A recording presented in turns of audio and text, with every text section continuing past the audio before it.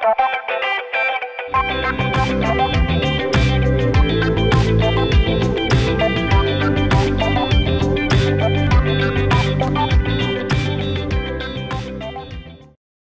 direct, mesdames, messieurs, bienvenue à votre rendez-vous de la semaine. Mise à jour sur la situation épidémiologique en Abitibi-Témiscamingue, sur la vaccination également.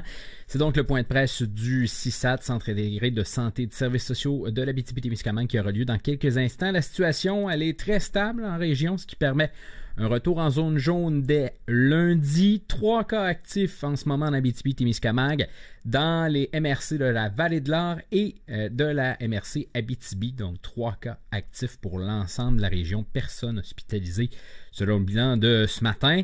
Le ministre Christian Dubé a parlé un peu plus tôt aujourd'hui de code QR pour ce fameux passeport de vaccination. Donc, le Québec embarque finalement dans le passeport vaccinal et les gens qui ont reçu déjà la première dose recevront cette espèce de code QR pour prouver que vous avez été vacciné dans les prochaines semaines. Il y a un courriel qui sera envoyé vous demandant si vous voulez avoir ce code QR-là et le code QR sera envoyé par communication électronique. Le ministre Dubé qui disait également qu'on va continuer à remettre la fameuse preuve vaccinale papier, là, le petit papier que vous recevez une fois que vous avez été vacciné, en fait, première dose, deuxième dose, il y a les informations à l'intérieur qu'on peut mettre à l'intérieur du carnet de vaccination. Je regardais si j'avais le mien proche, il n'est pas loin, mais je ne peux malheureusement pas sortir.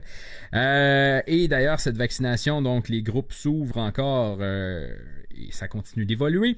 Vous pouvez vous rendre au québec.ca/vaccin COVID pour aller prendre votre rendez-vous de vaccination ou encore savoir dans quel groupe on est rendu à la journée où vous allez écouter tout ça. Pour ceux qui sont avec nous en direct, ne vous gênez pas à nous poser vos questions. On pourra relayer vos questions directement au CISAT un peu plus tard durant la conférence d'aujourd'hui.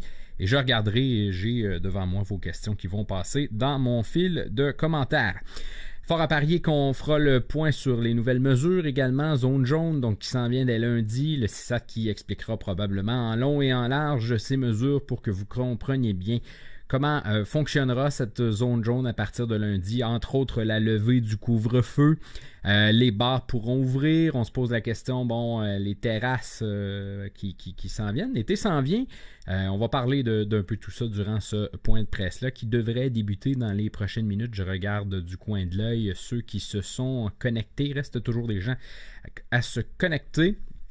Et donc c'est ça, n'hésitez pas à nous écrire si jamais vous avez des questions. Vous pouvez aussi vous rendre au covid19.quebec.ca si jamais vous avez des symptômes pour l'outil d'auto-évaluation ainsi que prendre votre rendez-vous de dépistage. C'est à cet endroit-là que ça se passe. Également, je vous invite à télécharger l'application Médiaté Plus si jamais ce n'est pas déjà fait pour avoir toutes vos infos et encore plus. Il y a des balados-diffusions, il y a l'ensemble de vos émissions également qui se retrouvent à cet endroit-là. Vous vous rendez au mediaté.app, c'est assez simple pour obtenir cette application-là, que vous soyez sur Apple ou Android. C'est assez facile au mediaté.app, les boutons sont là, vont vous mener vers le bon endroit approprié pour votre appareil. Donc, ce point de presse du CISAT qui, je vous le rappelle, devrait débuter dans les prochaines minutes. Il y a eu quelques petites problématiques de lien dans les dernières minutes, donc je regarde tout ça du coin de l'œil et tout le monde semble arriver, donc ça devrait débuter dans les prochaines minutes. Je répète, pour ceux qui viennent de se joindre à nous, 3 cas actifs, MRC Vallée-de-l'Or et MRC Abitibi, donc c'est un total de 3 cas en Abitibi-Témiscamingue. Si vous avez des questions que vous nous écoutez à la télé, parce que oui, ces points de presse sont rediffusés au Médiaté télé, vous pouvez nous écrire aux nouvelles avec un s@mediaté.ca ou encore passer par l'application Médiaté Plus. À cet endroit-là, on reçoit vos questions et on peut y répondre la semaine d'après lors du prochain point de presse ou encore poser la question durant la semaine par écrit au CISAT ou encore poser cette question-là si elle est d'envergure nationale même. Parfois, on a la chance de poser des questions du côté de Québec dans les points de presse lorsque M. Legault, M. Arruda et M. Dubé font leur point de presse. Donc, régulièrement, on a la chance de poser vos questions, des questions qui nous reviennent régulièrement. Vous pouvez également nous poser vos questions sur Facebook pour ceux qui sont avec nous en direct et je vais aller voir si on a eu des questions pendant qu'on attend toujours le début de ce point de presse qui débute à l'instant. hein, si je ne me Alors trompe. bonjour, mon nom est Sarah Charbonneau. Je vous souhaite la bienvenue à ce point de presse du 6 mai du Centre intégré de services sociaux de l'Abitibi-Témiscamingue. Aujourd'hui, comme à tous les jeudis, nous dresserons un portrait de la situation épidémiologique et un portrait de la vaccination. Pour ce faire, 4 porte-paroles sont présentes avec nous. Tout d'abord, Mme Caroline Roy, PDG, Mme Katia Châteauvert, directrice régionale de la campagne de vaccination COVID, Dr Lise Landry, directrice de la santé publique, et Dr Omorula Somadjo, médecin spécialiste en santé publique. Mme Roy, je vous laisse tout de suite la parole. Oui, bonjour Sarah, bonjour à tous. Donc, c'est un plaisir pour moi d'être encore une fois avec vous à notre rendez-vous hebdomadaire. Surtout que c'est des belles nouvelles aujourd'hui qu'on annonce. Puis vraiment, là, en fait, sans cachette, vous allez comprendre qu'on va parler beaucoup aujourd'hui des nouvelles mesures qui vont s'appliquer dès lundi prochain, alors qu'on va passer en palier jaune. Donc, on est bien content. Puis, je pense que ça peut être vu comme une récompense bien méritée pour notre population. Puis, encore une fois, là, je souligne vraiment mon appréciation puis remerciement envers toute la population parce que ça nous arrive pas seul, hein, ça, cette capacité-là à maintenir la situation sous contrôle dans l'organisation, c'est-à-dire dans la région, au niveau de la transmission du virus comme tel, puis des situations où on a des nouveaux cas déclarés, mais situation qui est beaucoup plus stable là, actuellement. C'est vraiment par l'adoption des comportements de la population. Fait que vraiment, merci. Puis, en même temps que je vous dis que c'est une récompense, puis qu'on va être content, vous allez voir, je vais énumérer les différentes mesures qui vont s'appliquer à compter de lundi. Bien, je vous dirais que c'est un peu comme un test. Puis, c'est comme ça qu'il faut le prendre parce qu'en fait, là, on est très peu de régions à avoir ce privilège-là, puis cette capacité-là à maintenant pouvoir avoir un assouplissement de certaines mesures. Mais la pandémie n'est pas finie.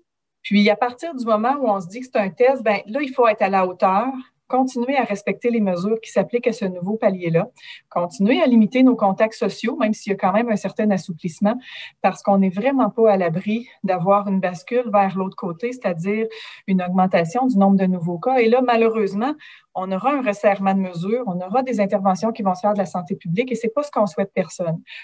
Mais on est tous responsables de pouvoir préserver le palier jaune qu'on aura à compter du lundi 10 mai. Donc, vraiment, là, j'invite la population à respecter les mesures et à appliquer toutes les consignes.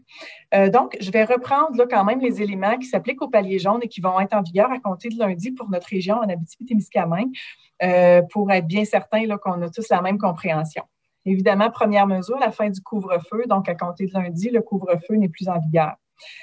L'interdiction de déplacement en Abitibi-Témiscamingue, comme dans toutes les zones jaunes, là, va se maintenir. Donc, on maintient le fait que les gens des autres régions qui proviennent des paliers oranges, des paliers rouges, ne peuvent pas venir en Abitibi-Témiscamingue, sauf, vous le savez, quelques motifs essentiels. Là, la liste est de 8 motifs qui le permettent.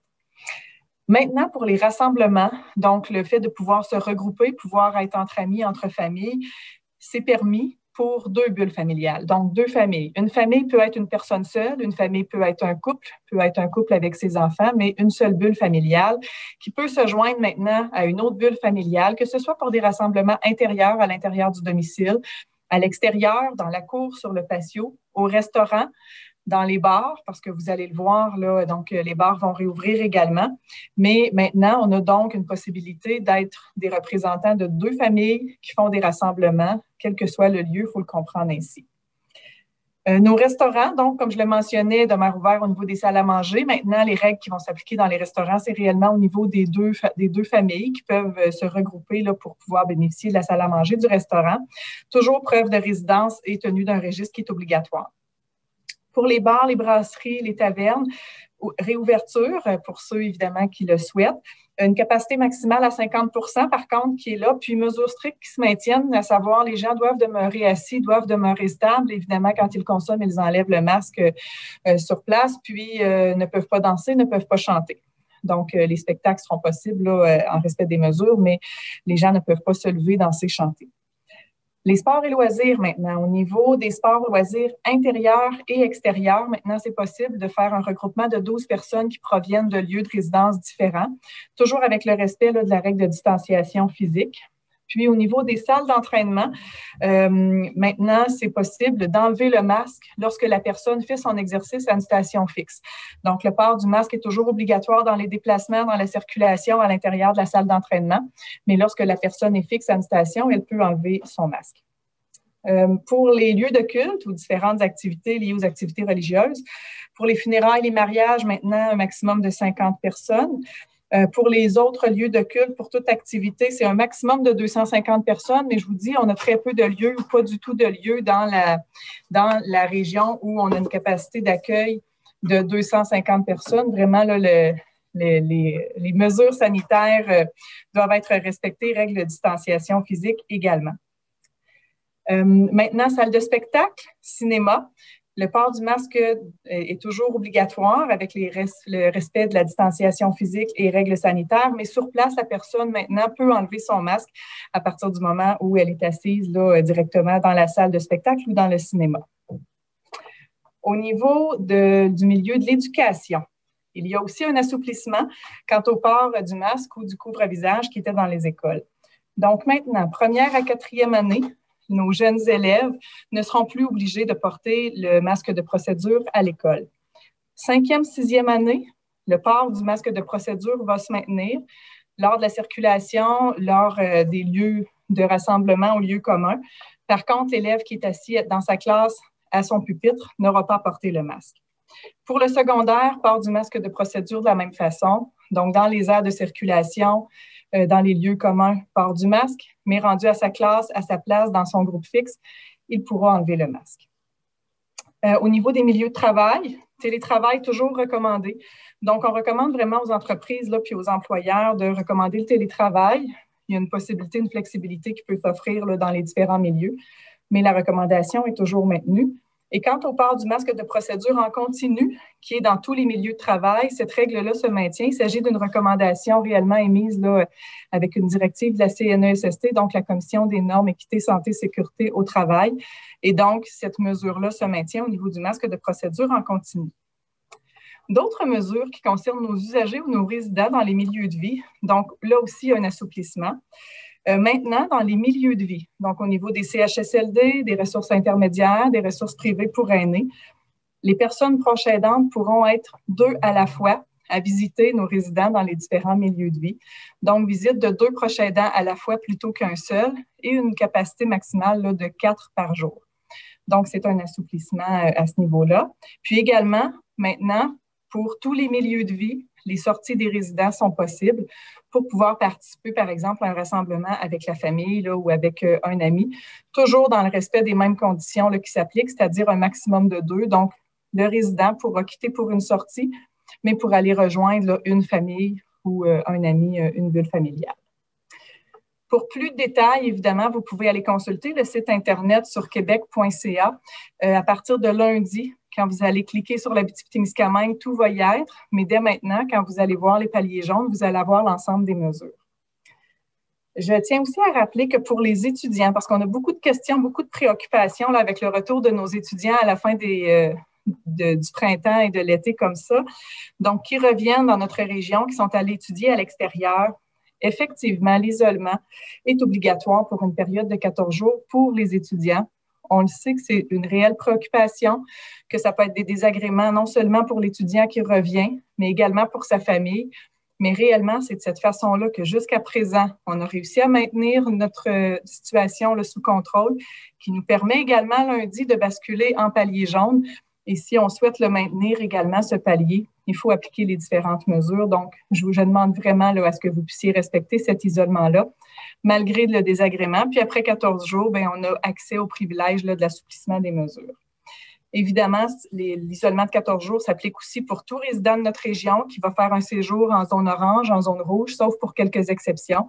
Lorsqu'il revient, il doit s'isoler pendant 14 jours également. Dernier message qui n'est pas en lien avec les différentes mesures du palier jaune, mais réellement, là, c'est un rappel parce que ce qu'on a maintenant comme information, c'est que plusieurs personnes qui prennent un rendez-vous au niveau du dépistage sur la plateforme ne complètent pas jusqu'au bout le formulaire en ligne. Et il y a une dernière section là, où il faut vraiment confirmer l'inscription du rendez-vous, ce qui vous permet d'avoir soit par message texte, soit par courriel, la confirmation de votre rendez-vous de dépistage. Donc, assurez-vous d'avoir complété le formulaire jusqu'à la dernière étape parce que si vous ne le faites pas, vous n'êtes pas enregistré au niveau d'un rendez-vous de dépistage. Vous allez vous présenter à l'heure que vous pensez que vous avez le rendez-vous, mais il n'y aura pas de rendez-vous à votre nom. Donc, assurez-vous de compléter tout le formulaire, puis vous allez recevoir un message texte ou un courriel qui confirme votre rendez-vous. Donc, sur ce, je nous souhaite une belle période en zone jaune. Je souhaite qu'on demeure en zone jaune, mais ça nous appartient et on est tous responsables de pouvoir y arriver. Et je laisse mes collègues compléter quelques messages. Merci. Merci, Mme Roy. Mme Châteauvert, je vous invite à poursuivre, s'il vous plaît.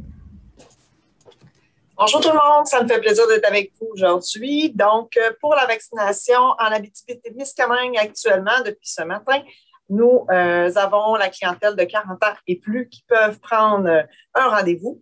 Vendredi, donc, on va avoir les 35 ans et 3 tranches qui vont s'ajouter aussi au courant de la semaine prochaine. Donc, c'est important d'attendre que votre groupe d'âge soit accessible avant de prendre votre rendez-vous. Dans le fond, donc, on ne peut, avant la journée où notre tranche d'âge est ouverte, là, prendre un rendez-vous sur Clic Santé.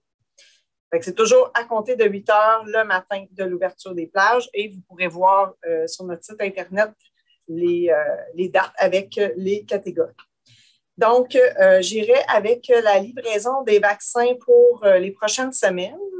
Nous n'avons pas eu de nouvelles confirmations de vaccins cette semaine depuis notre conférence la semaine dernière. Donc, comme vous voyez, c'est les mêmes allocations. Par contre, nous avons une rencontre là, d'ici la fin de la semaine avec le ministère où on devrait être en mesure d'avoir de nouvelles confirmations pour le mois de juin.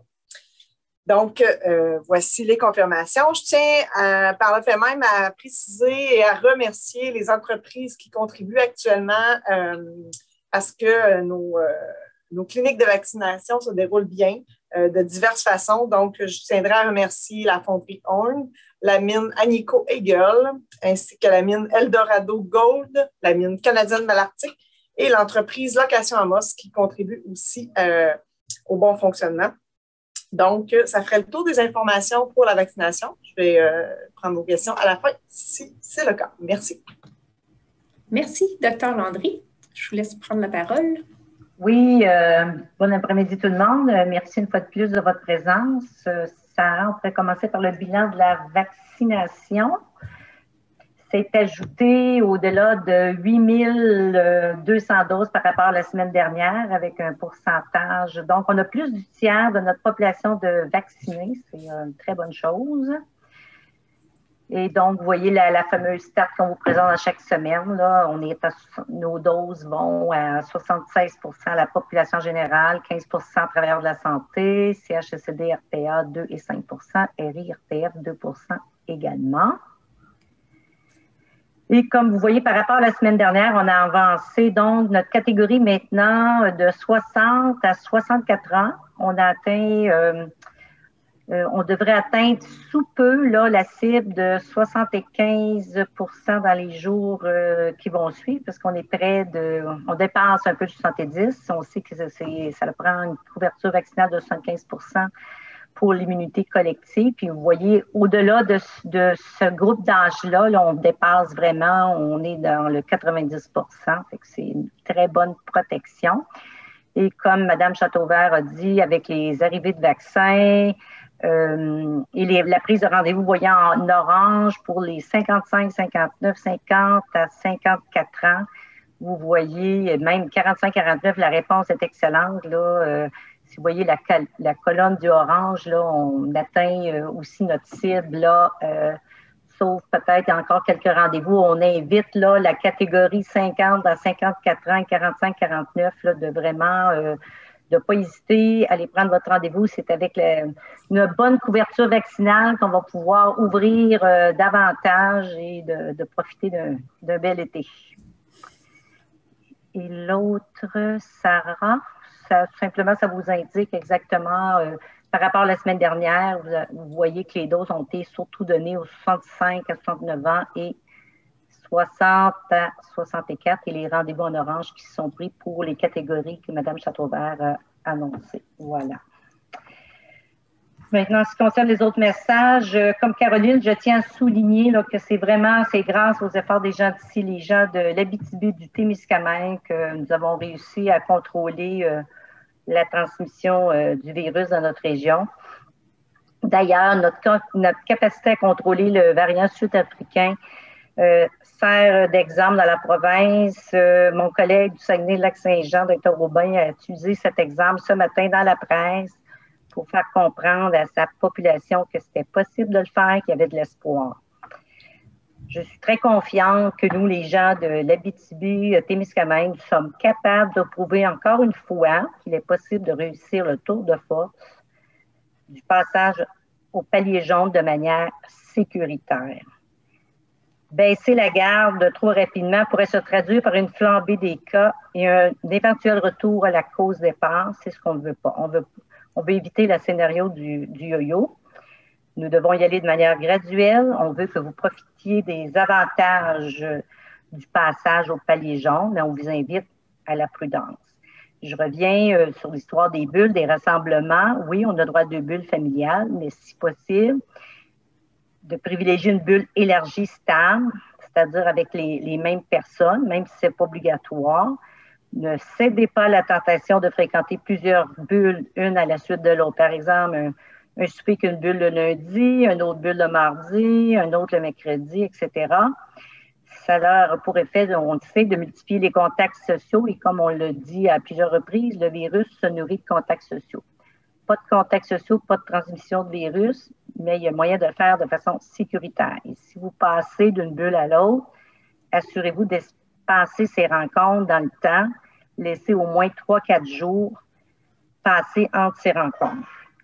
Et par ailleurs, également, demeurez attentif à l'apparition de tous symptômes compatibles à la COVID et ayez recours à un test de dépistage dès les premières manifestations. Les mesures d'hygiène demeurent importantes, distanciation physique 2 mètres, port du couvre-visage dans les lieux publics, lavage régulier des mains et dans nos maisons, lorsqu'on reçoit des gens, on a droit à une bulle, de bien ventiler avant, pendant, après, très important.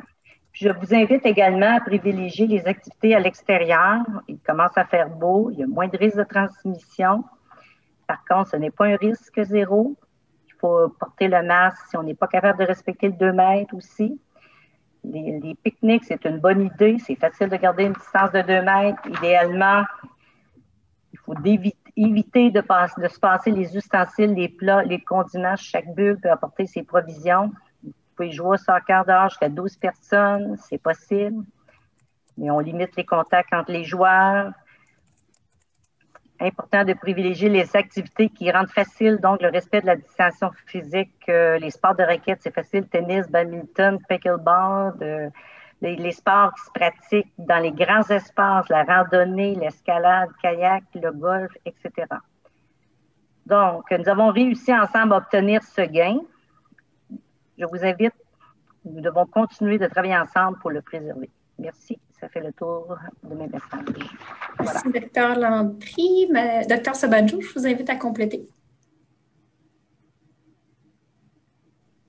Bonjour. Merci beaucoup, Sarah. Bonjour tout le monde. Merci pour cette opportunité de présenter les données épidémiologiques et le bilan de la pandémie. Donc, pour ce qui est l'état de situation actuellement, dans les derniers 7 jours, nous n'avons eu qu'un nouveau cas confirmé et actuellement, nous n'avons que 3 cas actifs à travers la région, ce qui est très bon. On n'a aucune personne hospitalisée et on n'a aucune éclosion non plus. Malgré le fait que plus de 2000 tests ont été effectués dans la dernière semaine, seulement un est revenu positif. Donc, ça s'annonce très bien pour la région et ça s'enligne bien pour un passage sécuritaire au palier jaune. Maintenant, je vais présenter rapidement le bilan de la pandémie. Donc, lorsqu'on regarde pour les 3 vagues, donc la première vague qui était de 13 mars à 22 août, c'était 178 cas qui ont été confirmés. La deuxième vague était un peu plus longue, c'était 30 semaines de durée et nous avons eu 735 cas. Donc, c'était près de 4 fois plus que lors de la première vague. Pour la troisième vague, nous sommes qu'au 6e semaine. Donc, pour ça, déjà, nous avons 185 cas confirmés pour un total de 1098 cas depuis le début. C'était trop vite. Donc, lorsqu'on regarde ici, on voit le nombre de nouveaux cas selon le nombre de semaines depuis le début de la vague. Donc, en rouge, c'est le donné pour la première vague. On voit que pour la première vague, c'était tout au début qu'on a eu une montée de nombre de cas. Et après, la 6e semaine, on a eu une stabilité et c'était tranquille jusqu'à la fin de première vague qui était le 22 août. Même chose pour la 3e vague. On a débuté assez élevé, c'était bâton en vert et maintenant on est stable. Donc, si les choses se poursuivent comme c'était l'année dernière, ça se peut qu'on aura le prochain mois, les semaines vont être tranquilles. Pour la 2e vague, toutefois, on a commencé en tranquillité pendant plusieurs semaines. Donc, pendant la première semaine de la vague, on a eu très peu de cas jusqu'au mois de décembre. Donc, le premier 100 cas est arrivé au mois de décembre. Et tout de suite, ça montait rapidement. De fait qu'une semaine, on a même eu plus de 100 cas dans une semaine. Mais heureusement, après plusieurs semaines, on a réussi à avoir une baisse vers la fin de 12e vague. Donc, lorsqu'on regarde la répartition selon les sexes, on voit que la première vague, c'était plus les femmes qui étaient touchées, mais pour les 2 autres vagues, c'est surtout les hommes qui sont légèrement plus touchés que les femmes. Et lorsqu'on regarde selon l'âge et la vague, c'est qu'on peut voir ici, le bâton bleu sont les premières vagues, le bâton rouge sont les 2e vagues, et les 3e vagues sont représentées avec les bâtons verts. On voit ici que lorsqu'on regarde le bleu, on voit que lors de la première vague, c'était surtout les 50 à 59 ans qui étaient plus touchés pour 22%, mais on voit également que le 60 à 69 ans aussi étaient pas mal touchés avec 16%, et aussi les 80 ans aussi étaient touchés. Pour la 2e vague, le groupe d'âge plus touché était entre 10 à 29 ans. Aussi, le 30 à 39 ans était touché, mais ça touchait presque tout, pas presque, ça touchait tous les groupes d'âge. On a même eu des personnes plus âgées qui ont été touchées lors de 2e vague. Pour la 3e vague, heureusement, bien qu'il y a plusieurs groupes d'âge qui sont touchés, comme on peut voir avec les bâtons verts, on voit clairement qu'on a réussi à protéger les personnes de 80 ans et plus. Et on peut penser aussi que le fait qu'on a commencé les vaccinations fin décembre aussi a pu contribuer. Lorsqu'on regarde par MRC et par vague, le bâton bleu sont de première vague, bâton rouge sont la 2e vague et les 3e vagues sont représentés avec les bâtons verts. On voit que la MRC de Rouyn-Noranda était majoritairement touchée lors de la première vague, alors que pour la 2e vague, toutes les MRC ont été affectées. Toutefois, c'était la vague la plus importante pour la MRC d'Abitibi. Pour la 3e vague, c'est majoritairement la MRC de Vallée-de-l'Or et la MRC de Rouyn-Noranda qui sont plus touchées. Et lorsqu'on regarde pour les hospitalisations et le décès, on voit que alors que le nombre de cas total pour la première vague était en cas, donc c'était 4 fois moins que ceux des 2e vagues, le nombre d'hospitalisations et le décès pour les 2 vagues se comparent. Donc, on a eu 4 décès dans le premier et le 2e vague. Ce qu'on peut voir, c'est probablement le fait que le 2e vague, bien qu'on a eu beaucoup plus de cas, c'était majoritairement les gens plus jeunes. Et ça, probablement, a protégé, a fait en sorte qu'on n'a pas eu tant de décès ni d'hospitalisation. Pour la 3e vague, toutefois, malgré les 185 cas que nous avons à date, il y a déjà eu 4 hospitalisations et malheureusement un décès, au total de 9 décès et 66 hospitalisations.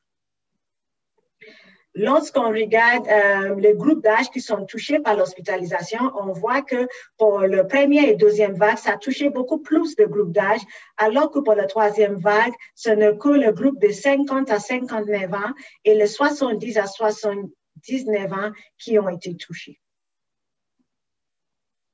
Donc, maintenant, un peu plus particulièrement pour la 3e vague, on peut voir la répartition de nos cas par semaine. Donc, le nombre de cas confirmés par la date qui ont été confirmés. Donc, on a vu le monter et on voit que dans les dernières semaines, il y a un cas qui a été confirmé, mais parce que c'est trop tôt, on ne le voit pas. Mais c'est vraiment bon maintenant et on espère que ça se poursuit tel quel. Dernière date. Et c'est ça. Donc, c'est à partir du 18 avril qu'on a commencé à avoir une stabilité. Donc, c'est presque une ligne droite. Et l'objectif en passant au palier jeune sera de pouvoir garder ça de au moins, même s'il y aura une augmentation, qu'il n'y aura pas une augmentation assez aiguë qu'on peut voir entre le 21 mars et le 1er avril. Donc, ça fait le tour de bilan. Et je complète en vous mentionnant que quand vient lundi, l'Abitibi-Témiscamingue va devenir la 3e région d'être au palier jeune. Les 2 autres régions sont les régions avec une population plus petite. Donc, le nombre de résidents des 2 autres régions, la Gaspésie et l'île de Madeleine et le nord de Québec est beaucoup moins que ça, que la population de l'Abitibi-Témiscamingue. Deuxièmement, la couverture vaccinale actuellement pour ces 2 régions, parce qu'ils sont considérés comme des régions éloignées et plus élevée que la couverture vaccinale de l'Abitibi-Témiscamingue. Toutefois, on est confiant et on a pris la décision de pouvoir passer au palier jeune parce qu'on compte beaucoup sur l'engagement et la collaboration de notre population et nos partenaires. Et on pense que vu qu'on a été en mesure pendant plusieurs mois l'année dernière de garder une tranquillité, une stabilité dans notre région, on pense qu'on peut le faire cette fois-ci. On sait qu'il y a les variants dans les 2 cas et c'est pour ça qu'on doit être plus prudent qu'auparavant pour s'assurer que ce soit un passage en toute sécurité et qu'on réussit à maintenir le passage et le palier jaune plus longtemps que possible. Merci beaucoup. Merci beaucoup. Nous en sommes à la période de questions. Première question, M. Philippe Doherty de CKVM. Oui, alors bonjour. Au moment où on se trouve au palier orange, une personne seule pouvait intégrer une bulle familiale lorsqu'on parlait de rassemblement. Est-ce que cette personne peut toujours se joindre à la même bulle familiale si cette bulle familiale-là accueille une autre bulle familiale? Bien, merci pour votre question. Puis, c'est une question, là, je suis certaine que plusieurs se posent. En fait, à partir du moment où maintenant 2 familles ou 2 bulles familiales peuvent faire un rassemblement, mais la personne seule est considérée comme une bulle familiale. Il faut se rappeler qu'au moment où il y avait cette exception, lorsque les gens ne pouvaient pas se rassembler, c'est d'éviter que les gens se retrouvent seuls là, à partir du moment où ils étaient déjà des personnes seules, donc sans possibilité d'avoir aucun contact social. À partir du moment où maintenant c'est possible, bien, cette personne seule-là aura le choix d'intégrer une bulle familiale pour un rassemblement, puis peut-être dans quelques jours, bien, d'avoir un autre contact avec un autre groupe familial. Mais on ne peut pas additionner une personne seule et 2 autres familles. Merci. Merci beaucoup. Une seconde question de la part de M. François Munger de Médiaté. On se retrouve lundi dans un jaune qui est pas mal plus foncé que le jaune qu'on avait à l'automne. On voit les régions, on compare par exemple au nord du Québec où bon, la couverture vaccinale est plus grande, il n'y a pas beaucoup de cas qui sont en jaune depuis un méchant bout. À partir de quel moment on va pouvoir donner encore plus de lousse que cette zone jaune dans laquelle on tombe lundi? Merci beaucoup, M. Monjaj. La réponse est simple. On était au palier orange, ça nous a pris 4 mois de se rendre à la situation où on est aujourd'hui avec 3 cas actifs. Je pense qu'il faut donner la chance pour voir si on réussit le palier jaune avant de commencer à assouplir davantage. Merci. Prochaine question. Dr. Landry, je vous invite à compléter. Oui, tout simplement, en complément, bien évident, avec l'avancée de la vaccination qui va bon train, on peut s'attendre que d'ici fin juin, il y aura sûrement d'autres assouplissements. Et même au point de presse d'aujourd'hui, je crois que le ministre Legault a annoncé un plan de déconfinement là, qui va présenter d'ici la fin juin. Voilà. La prochaine question, Mme Annie-Claude Luneau de Radio-Canada. Oui, ma question s'adresse à Mme Châteauvert pour parler vaccination. Je peux peut-être y aller en 3 temps, mais comme ça va être tout fait en même temps. D'abord, la vaccination des adolescents, ça a été confirmé pour aujourd'hui. Est-ce qu'on va être prêt à avoir assez de doses, à avoir assez de vaccinateurs? Quel est le plan pour le CISAT pour la vaccination des adolescents? Ensuite, est-ce qu'on est satisfait de la réponse des groupes qui ont été autorisés jusqu'à maintenant ou on aimerait que ça augmente? Et en troisième, est-ce qu'on encourage les genres de primes à la vaccination? Il y a des entreprises e-com, pour ne pas la nommer, qui offrent 350 $ à leurs employés pour se faire vacciner. Je voulais savoir quelle est votre vision là-dessus. Bonjour, merci pour la question. Donc, effectivement, pour les adolescents, nous avons aussi eu l'information que nous allons déployer là, cette vaccination-là au courant du mois de juin. Nous n'avons par contre pas de date pour le moment, mais au courant de la semaine prochaine, on a ce sujet-là à l'ordre du jour là, pour voir à la planification avec les centres de services scolaires de chacune de nos régions pour la vaccination de ces jeunes de 12 à 17 ans. Je tiens à préciser que c'est le vaccin Pfizer qui va être déployé pour ces jeunes personnes-là. Donc, est-ce que nous aurons suffisamment de doses et de vaccinateurs? Pour le nombre de vaccinateurs, nous ne sommes pas inquiets à cet effet-là. Nos cliniques vont bien et nous sommes actuellement dans une capacité de vacciner plus que ce que nous faisons pour le moment. Donc, puis pour les doses, comme j'ai dit tout à l'heure, nous n'avons pas encore nos confirmations de doses, mais ce que le ministère nous a transmis, c'est que c'est sûr que tous ces éléments-là étaient considérés là, pour l'ensemble du Québec. Concernant la satisfaction des groupes autorisés, on trouve que, dans le fond, le déploiement actuel, là, avec le déploiement aux 2 jours, c'est vraiment une belle façon d'offrir la vaccination pour l'ensemble de la population. Je pense qu'on était tous rendus là au Québec. Donc, oui, nous sommes satisfaits de cet élément-là. Et concernant la prime en lien avec la vaccination, dans le fond, je n'avais pas cette information-là.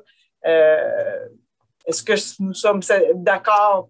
C'est dur à dire si on est d'accord en lien avec ça. Par contre, on encourage, c'est sûr, la vaccination. De là à mettre des sommes à cet effet-là, je ne me positionnerai pas par rapport à ça. Merci beaucoup. Prochaine question, Mme Marie-Hélène Daigneault de TVA. Oui, j'ai aussi une question concernant la vaccination. Si je ne me trompe pas, là, pour l'instant, on ne fait pas de vaccination 7 jours sur 7. Est-ce que c'est quelque chose qui est envisagé de faire la vaccination 7 jours sur 7 dans l'ensemble de nos sites de vaccination dans la région? Merci pour la question. Actuellement, effectivement, on ne vaccine pas 7 jours sur 7 dans tous nos sites. Mais ce n'est pas parce qu'on n'a pas la capacité de le faire, c'est plutôt que nous n'avons pas le nombre de vaccins pour déployer 7 jours sur 7. Par contre, je tiens à préciser qu'on ne vaccinera pas 7 jours sur 7 dans l'ensemble de nos sites, car souvent la population, dans le fond, ce n'est pas un besoin. Donc, je pourrais nommer quelques exemples, dont le site de Sainte-Terre qui n'aura pas de vaccination 7 jours sur 7 et le site de Témiscamingue. Puis de Ville-Marie, on a positionné la vaccination sur 6 jours. Mais les 4 autres sites, si nous avons les vaccins pour le faire, on va vacciner 7 jours sur 7. Monsieur Munger? Donc, 2 petites questions. Rafale, zone jaune. Entre autres, est-ce qu'un habitant d'une zone jaune comme l'Abitibi-Témiscamingue peut se déplacer dans une zone jaune comme le nord du Québec? Je prends exemple quelqu'un qui part d'Amos, qui s'en va vers Matagami et qui revient. Et deuxième question, quelles sont les règles au niveau des terrasses? Parce qu'on sait que le beau temps s'en vient, ou du moins on l'espère. Quelles sont les règles au niveau des terrasses? Monsieur Bonjour, bon, à votre première question, oui, il n'y a aucun problème à se déplacer de l'Abitibi vers Matagami, Lebel. C'est une zone jaune, donc au niveau épidémiologique, on se ressemble, donc il n'y a aucun problème. Maintenant, concernant les terrasses extérieures, ça va faire probablement partie du prochain plan de déconfinement, mais de toute façon, les restaurants peuvent actuellement installer des terrasses extérieures parce qu'ils auront quand même le droit d'être avec 2 bulles familiales. Je ne sais pas si ça répond à votre question. Donc, dans le fond, la règle est la même qu'à l'intérieur de la salle à manger. Oui, tout à fait. Exactement. Merci beaucoup. La prochaine question de M. Jean-François Vachon, le citoyen. Oui, vous avez parlé de la vaccination pour les adolescents. Là, je sais que vous n'êtes pas encore déployé, mais est-ce que la vaccination en style scolaire est quelque chose d'envisageable pour la région, dans le sens où on va vacciner dans les écoles, ou ça risque d'être plus d'amener les élèves vers les centres de vaccination? Merci pour la question. Donc, pour le moment, on n'a pas encore pris position. Toutes les possibilités là, sont envisagées. Donc, quand on aura la confirmation, on va déployer dans chacun de nos centres de services, mais les deux options sont possibles. Donc, ça va être analysé là, selon chacun des secteurs. Prochaine question de Mme Annie-Claude Luneau. Oui, la question est pour Dr Sobanjo. On vous sent tous à la santé publique très, très modérés, dans le sens que oui, la zone jaune, on veut garder la prudence. Tout ça, quels seraient les principaux pièges à éviter? Qu'est-ce qui vous inquiète? Qu'est-ce qui pourrait arriver qui vous inquiète? Merci pour votre question. Vous savez, ce qu'on doit se rappeler, c'est qu'avec les palais orange et les palais jaunes, bien que le jaune est foncé, il y a une bonne différence entre les deux. Donc, on ouvre plusieurs choses en même temps, on enlève plusieurs mesures en même temps. Et à chaque fois qu'on fait ça, il faut faire attention parce qu'on soupçonne que le virus, on a réussi à le supprimer. Mais c'est une hypothèse parce que les gens ont été comme confinés, donc on ne le sait pas. Il faut se rappeler que pas plus tard que 3 jours, on a eu un nouveau cas qui a été confirmé. Et l'enquête est toujours en cours pour savoir comment ça a été fait. Heureusement, la personne, étant donné qu'on est au palais orange, n'a pas eu beaucoup de contacts. Mais si on était déjà au palais jaune et la personne a eu la possibilité de faire une activité de groupe à 12 où les mesures n'étaient pas bien respectées, où la personne a eu plusieurs rassemblements, on aura un autre portrait.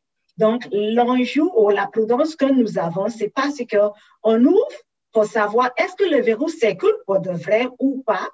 Parce que pour l'instant, on n'a pas de cas, mais est-ce que c'est parce que les gens sont confinés? Donc, on va savoir ça. Et lorsqu'on commence à avoir des circulations, des contacts un avec l'autre on joue. Bien que si on est capable de confirmer qu'effectivement, le virus n'est plus présent sur nos territoires, le deuxième enjeu sera est-ce que quelqu'un peut le ramener chez nous? Et c'est pour ça que l'interdiction des déplacements démontre très important et l'obligation de s'isoler lorsqu'on fait des déplacements dans des régions au palais orange ou rouge pour des activités non essentielles à revenir. En plus, c'est même important parce que je vais saisir l'occasion de passer le message parce que oui, on peut permettre des déplacements pour des choses à fin d'humanité. Donc, par exemple, pour le visite en fin de vie ou pour des funérailles, les gens de zone rouge ou orange peuvent venir ici. Ou même quelqu'un peut venir passer quelques jours parce qu'un de ses proches est en fin de vie. Pour ces gens de personnes-là, on recommande un dépistage dans leur région avant de se déplacer ici. Parce qu'on sait qu'ils ne peuvent pas s'isoler, ils sont venus, ils vont rester, ils vont partir. Mais lorsqu'ils sont ici, on ne veut pas. Parce qu'on a déjà vu des situations où les gens sont venus, mais en retournant chez eux, ils ont reçu le résultat positif. Et les gens avec qui ils ont été étaient déjà contaminés. Donc, c'est toutes les mesures qu'on met en place pour bien réussir la tentative. Merci, Madame Daigneault. Oui, j'ai une question aussi en lien avec une annonce qui a été faite cet après-midi là, par M. Dubé. On parle de la mise en place d'un code de QR.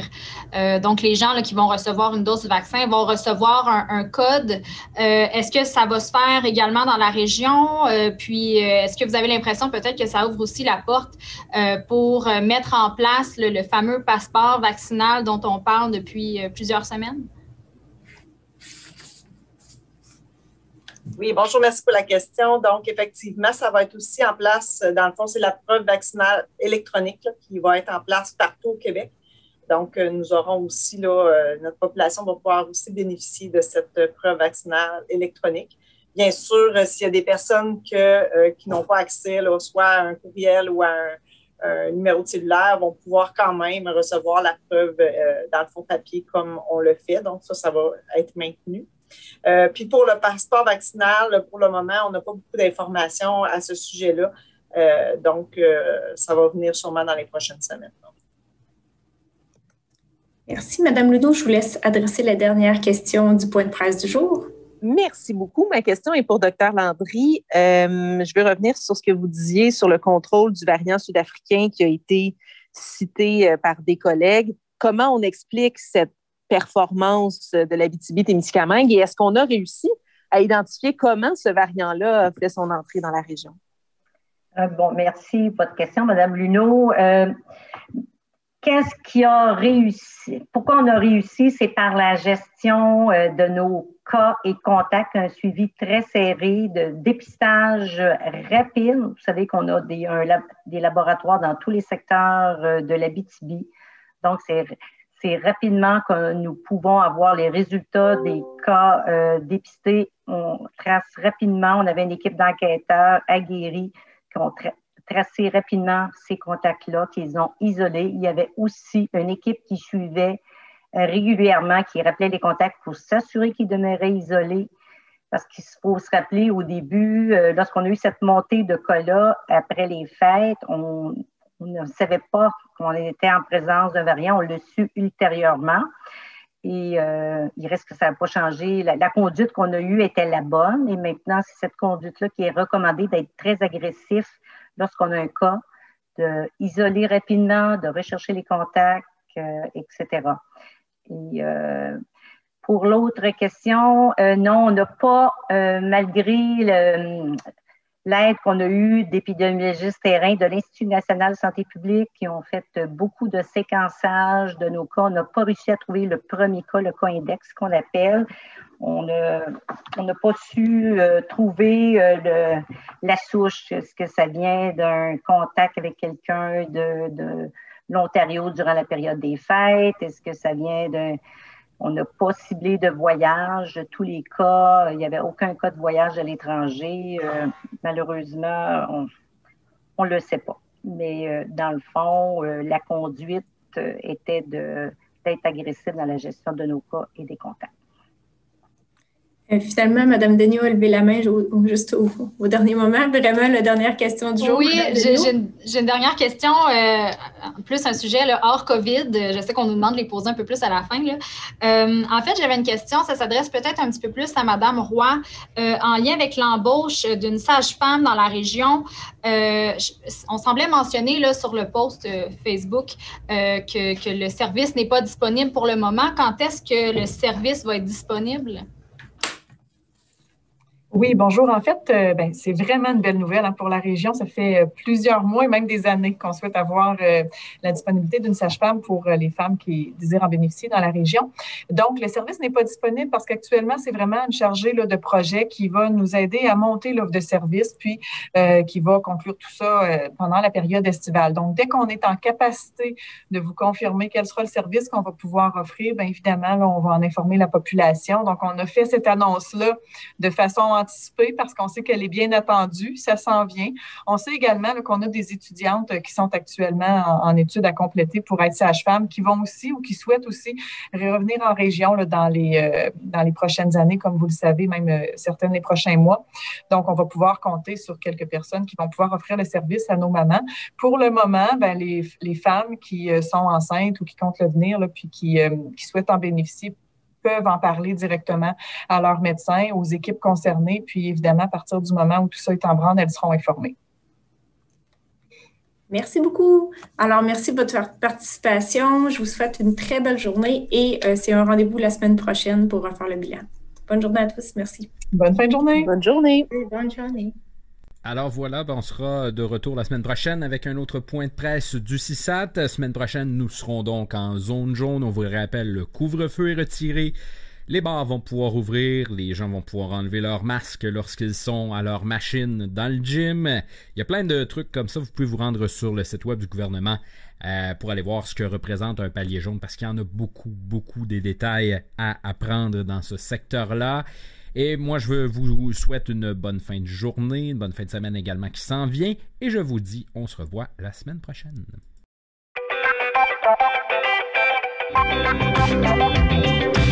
Thank you.